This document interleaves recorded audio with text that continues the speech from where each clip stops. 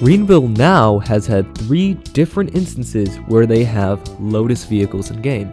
And today, obviously, is when Lotus gets licensed. So in light of that, I'll be comparing the off-sale, the fictional, and the licensed Lotus Amira. So our first car up on the list is of course the off-sale, the oldest one of them all. I'm pretty sure is nearly 5 years in 2021. Now in this quick acceleration test, let's see how it does.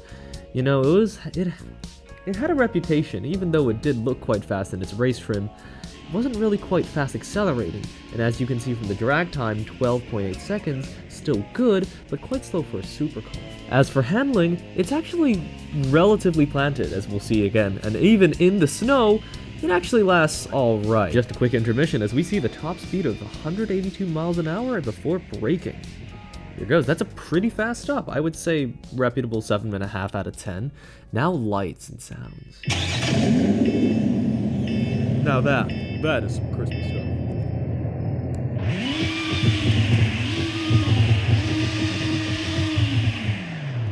You know, I forgot to mention, this one actually shoots flames. Other ones, they don't.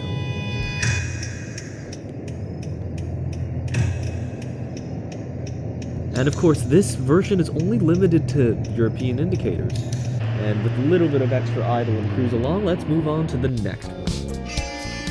This is the fictional version, arguably a design I think I actually quite like. I think it's quite pleasant. Anyways, now that this is gone, it doesn't really matter, but with a drag race time of about 11 seconds, that is much better than the original GT4. Handling is, I guess, a little bit more flimsy, and in the snow, okay, yeah, I think it's no doubt this is probably the worst one of them all. It just slid and slide everywhere.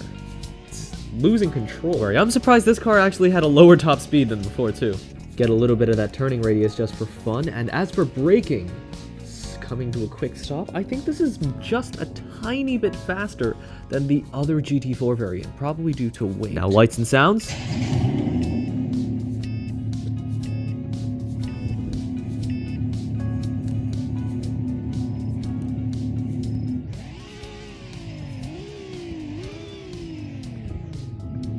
Just like the other one, this one is also limited to, I guess, amber turn signals.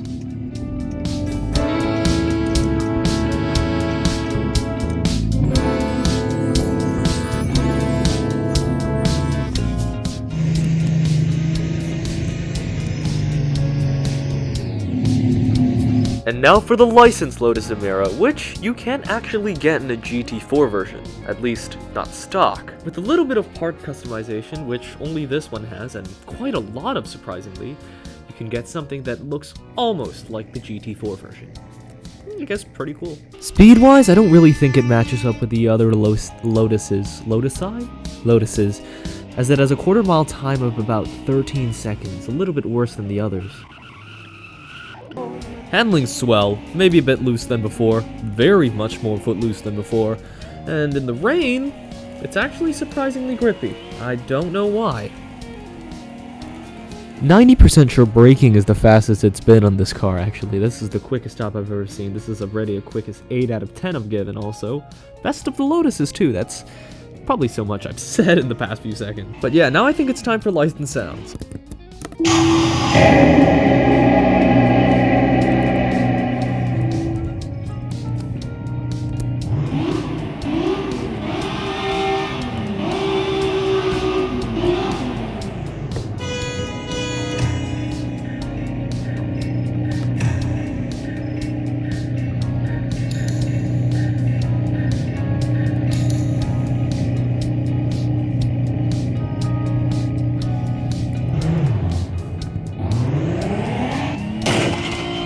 And with a little bit of that idle and driving off into, I guess, the customization garage, I'll see you later and bye-bye.